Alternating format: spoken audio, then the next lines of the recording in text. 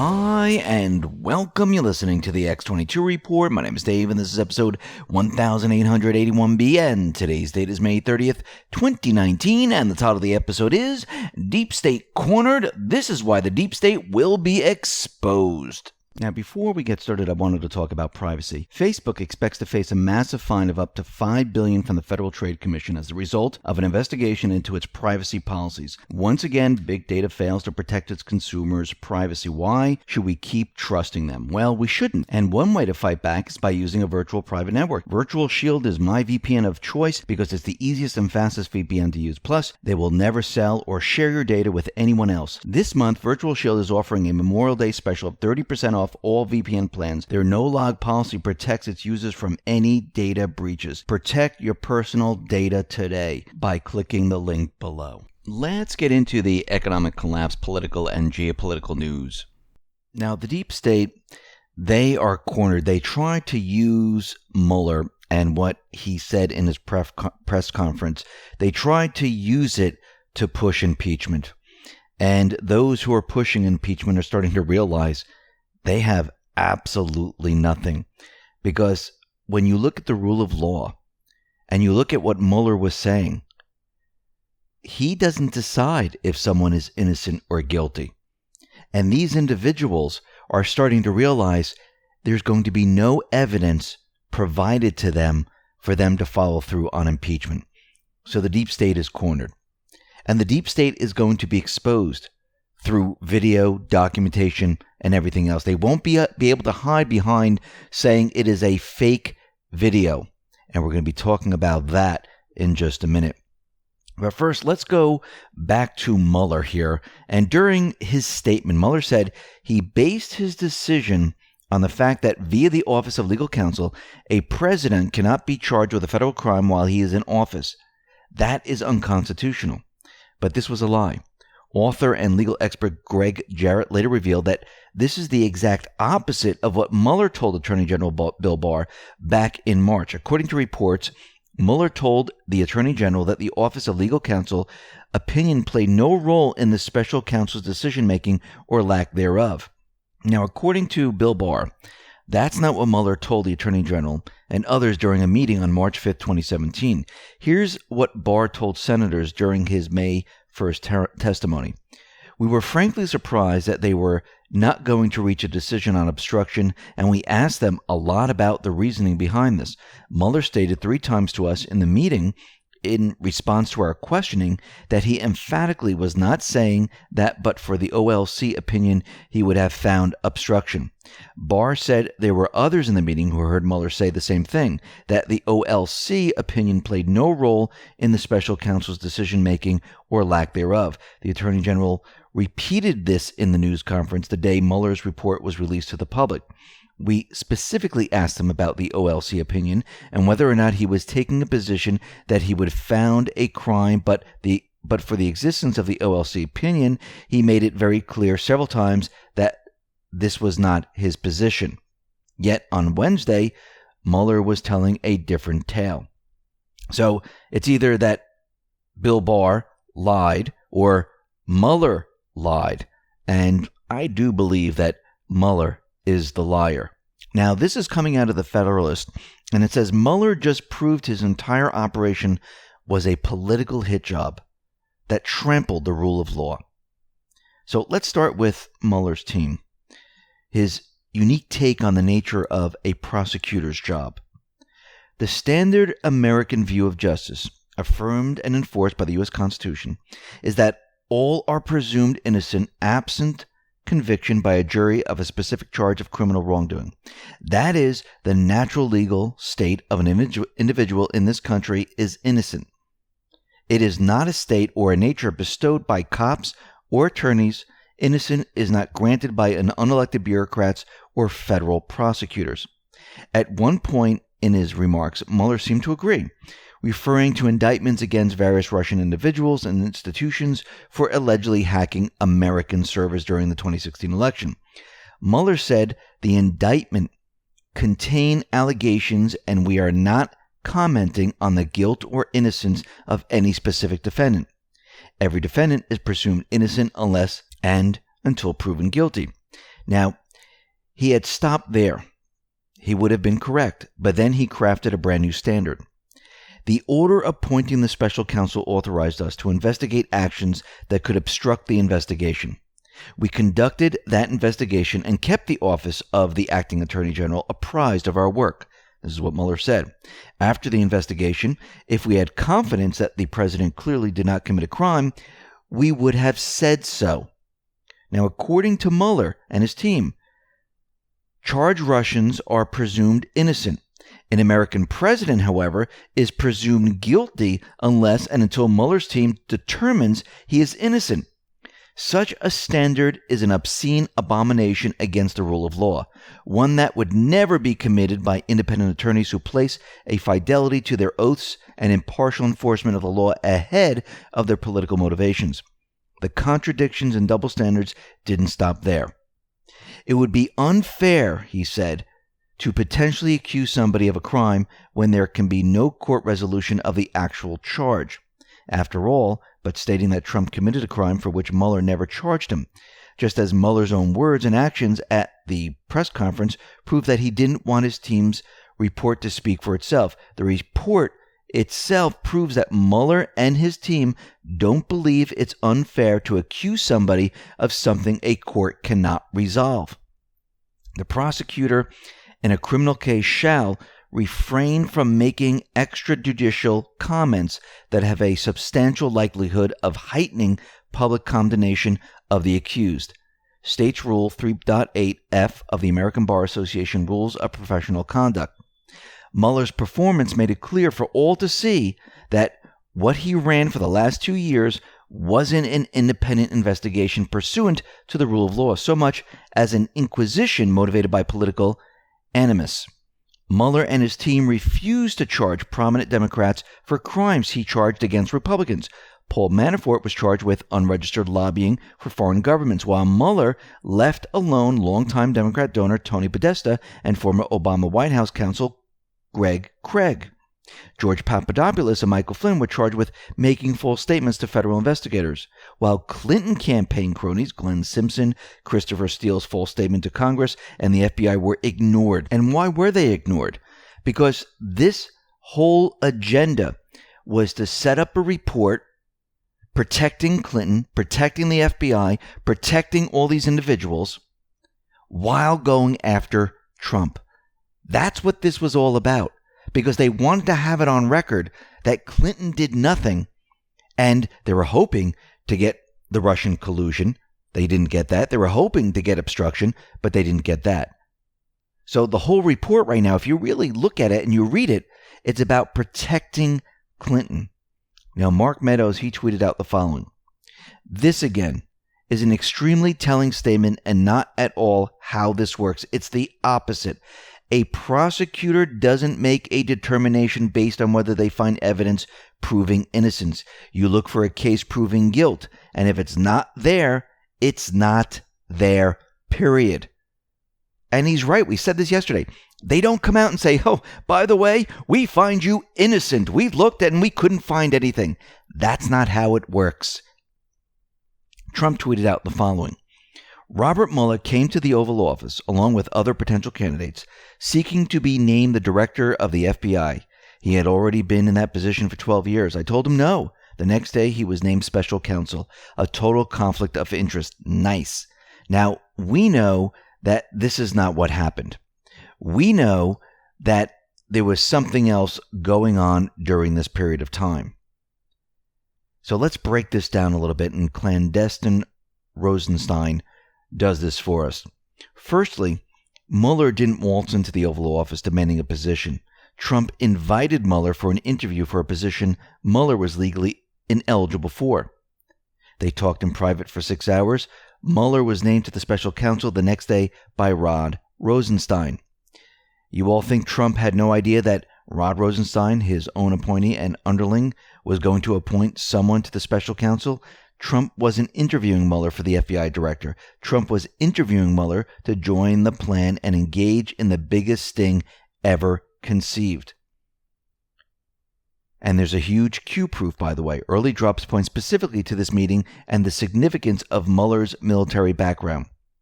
I am 100% certain that Trump gave Mueller an option to join him or perish. Mueller chose to join Trump. He's been on Trump's payroll since May 17, 2017. Mueller's job was to convince the Dems and the media that he was on their side and conduct what appeared to be a thorough investigation. Optics. This way, there could be no cry for cover-up. It looked like a 2-year intense witch hunt. Dems have to accept the results. And what happened? Well, Mueller came out, did a press conference, and praised Barr, cleared his name, and closed the whole thing down, and he will not be testifying. The whole thing has been closed. We have closure, and this was done on purpose. Representative Doug Collins decided to chime in with a tweet. He said, Special Counsel Mueller confirmed today what we knew months ago when his report was released. There was no collusion and no obstruction. Relitigating the 2016 election and reinvestigating the special counsel's findings will only further divide our country. And he's absolutely right. Trump chimed in once again. Russia, Russia, Russia. That's all you heard at the beginning of this witch hunt hoax. And now Russia has disappeared because I had nothing to do with Russia helping me to get elected. It was a crime that didn't exist. So now the Dems and their partner, the fake news media, say he fought back against this phony crime that didn't exist, this horrendous false accusation, and he shouldn't fight back. He should just sit back and take it. Could this be obstruction? No. Mueller didn't find it obstruction either. Presidential harassment. He continued, the greatest presidential harassment in history. After spending $40 million over 2 dark years with unlimited access, people, resources, and cooperation, highly conflicted Rob Mueller would have brought charges if he had anything, but there were no charges to bring. How do you impeach a Republican president for a crime that was committed by the Democrats? Witch hunt. Absolutely. And Miguel Fornia tweeted out something that Trump said. Take a listen to what Trump has to say about this whole thing. It's a very sad period for this country, and I think in the end, I will consider what's happening now to be one of my greatest achievements, exposing this corruption. And as you can see, he's saying he's going to be known for the president that drained the swamp. And this is what he promised, and I believe he's going to follow through. Now, remember, those individuals that scream the loudest, they have the most to lose. Think about the people that are screaming for impeachment. I mean, we have Justin Amash, and we know that his family does business with China. He doesn't want Trump in there. If China makes a deal with the United States, their business, well, it might go down the tubes, and I'm sure there's other things in his past. We have CIA director or former CIA director John Brennan. And he gave his marching orders to Democrats. He said, the public statement today is going to give momentum to those who want to move forward with impeachment hearings. I think there can be no doubt about it. Mr. Mueller's message that the obstruction of justice issue is not resolved and there needs to be a follow-up action on it. So he's worried and he's afraid and he's telling them, do something, please. You have to. Because if you don't, the D class is going to come out. And once the D class comes out and all the other information comes out, it's all going to point to me. So get him out of office now. And you can see Clinton. She's going around the country giving graduation speeches. But something very interesting about what she has said. Now, Clinton spoke after Special Counsel Robert Mueller issued a statement on his report detailing the findings of the Russian investigation. And she said the following. Just today, before this graduation ceremony started, we heard from the special counsel Robert Mueller, who said there were multiple systematic efforts to interfere in our election, and that the allegation deserves the attention of every American. But what we've seen from the administration is the complete refusal to condemn a foreign power who attacked our democracy or to take even the most basic steps to protect our voting system for the future, despite the fact that all the professionals who studied this say more attacks are coming. And it's so clear that there is a real challenge to get to the root of that problem. In fact, it seems absolutely clear that we've got to deal with what has been investigated and reported. Now think about what she's saying. she's sticking with the Russian story that they attacked the elections. And this goes along with the Russians hacked into the DNC. The Russians were working with WikiLeaks. She needs to keep with this story because if she doesn't, if she says, well, okay, the Russians didn't do any of this, she's exposed. She's going to continually say it was Russia, Russia, Russia. Comey, to protect Clinton, is going to continually say it's Russia, Russia, Russia. And she's telling us that there's all this investigation and it's definitely Russia. Why do you think in Mueller's report he left that part in there? That yes, Russia hacked the election. Yes, Russia hacked the DNC. Russia worked with WikiLeaks. Because this is all about protecting Clinton. Now, Judicial Watch, Tom Fitton, he released the deposition transcript of Eric Boswell, the former Assistant Secretary of State for Diplomatic Security during Hillary Clinton's tenure as Secretary of State, in which he reveals that Clinton was warned twice against using unsecure BlackBerries and personal emails to transmit classified material. Boswell, who was responsible for securing classified and national security information, stated that Clinton and her staff were wedded to their BlackBerries. Additionally, he stated that he and other former State Department employees were surprised that Clinton used ClintonEmail.com to conduct official government business. In his deposition, Ambassador Boswell stated, Hillary Clinton and other senior State Department officials were warned in 2009 that any unclassified BlackBerry is highly vulnerable in any setting to remotely and covertly monitoring conversations, retrieving emails, and exploiting calendars. Clinton was warned again in 2011 that we also urge department users to minimize the use of personal web email for business, as some compromised home systems have been reconfigured by these actors to automatically forward copies of all composed emails to an undisclosed recipient. Clinton assured him that she gets it when he informed her about dangers of BlackBerries. Clinton and her staff were wedded to their BlackBerries and wanted to continue using them in secure areas even after warning because it was a convenience issue to them. Boswell was deposed as part of the discovery granted to Judicial Watch by U.S. District Court Judge Royce C. Lamberth in response to the Freedom of Information Act request. Judicial Watch was granted both depositions and written questions under oath of former Clinton aides, State Department officials, and others. Justin Cooper, a former aide to Bill Clinton who reportedly had no security clearance and is believed to have played a key role in setting up Hillary Clinton's non-government email system.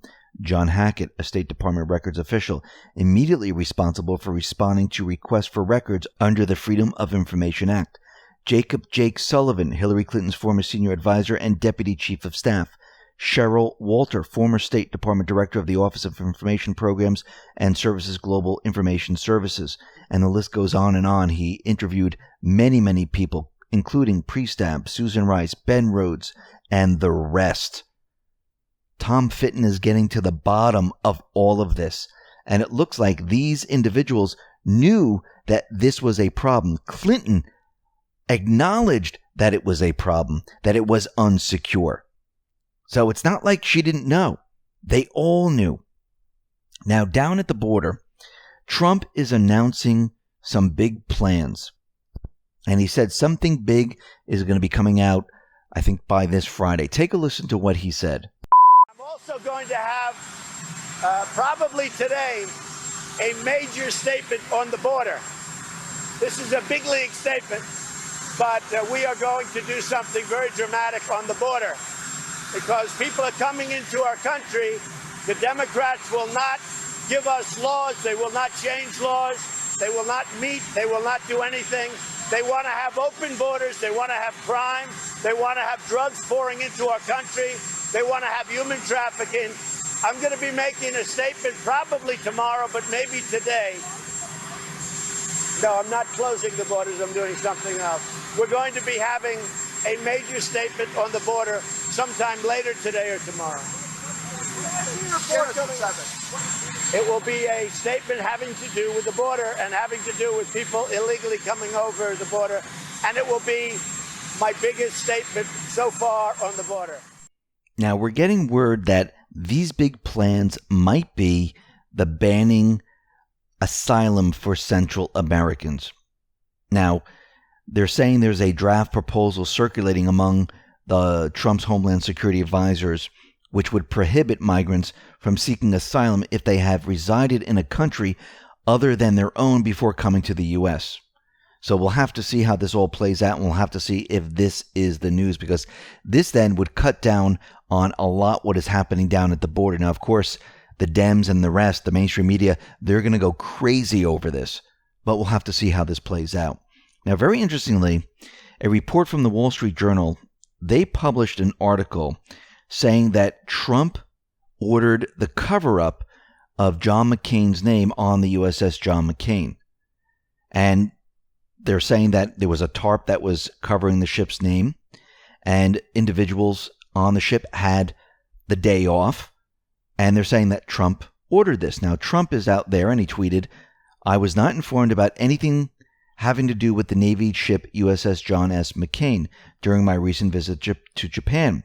Nevertheless, at FLOTUS, and I love being with our great military men and women. What a spectacular job they do."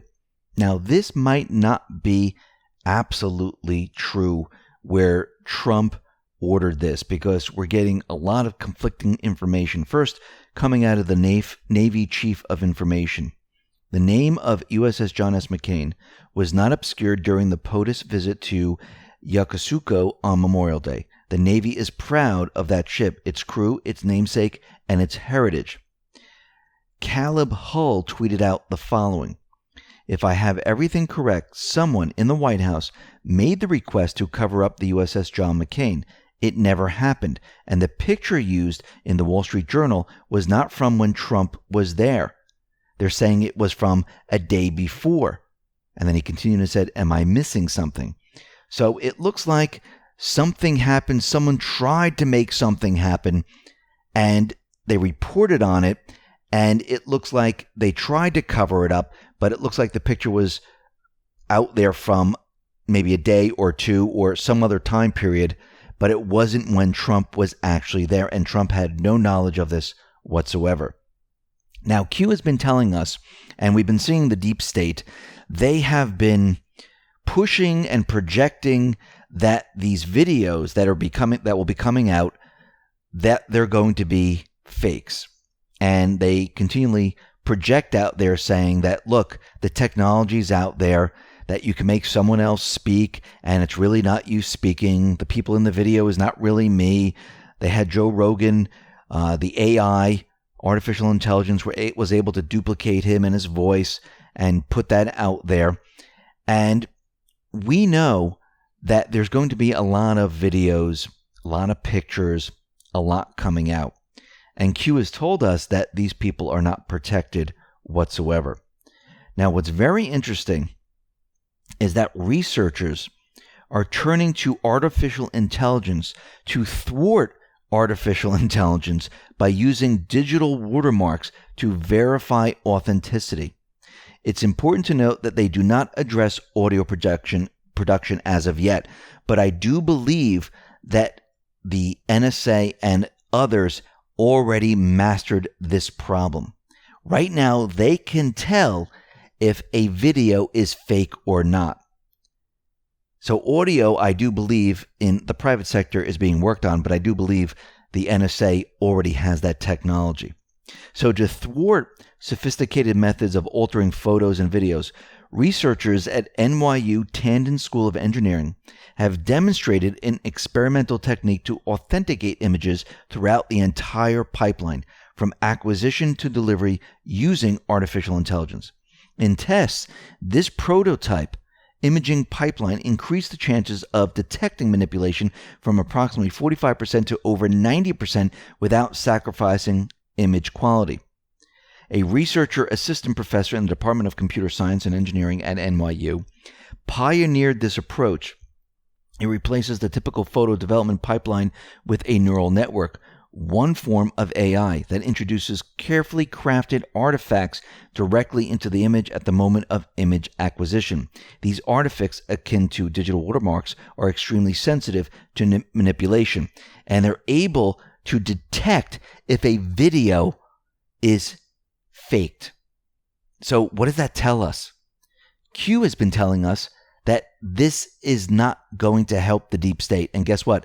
It will not help the deep state. They will be exposed. And I believe the technology in the NSA, they have the technology already to detect fake videos, to detect fake audio. And this is going to be used when all this information comes out. And once this information comes out, the deep state, they will try to say, hey, these are fakes. This is not me. That's not my voice.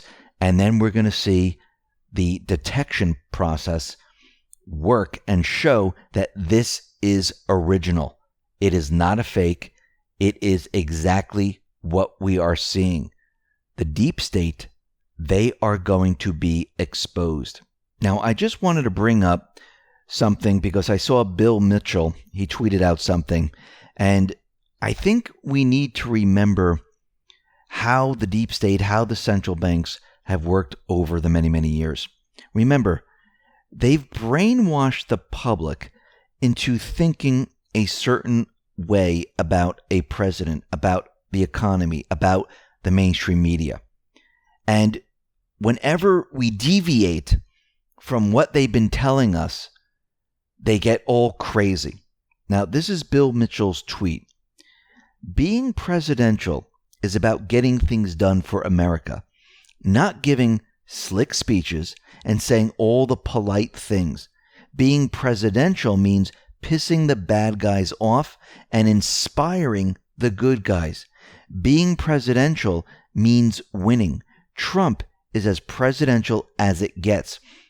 Now, when you read this, we need to understand and we need to remember, throughout all the different presidents, they've made us believe that, if this president speaks beautifully and makes an incredible speech and is politically correct, that's presidential. Well, that's not presidential.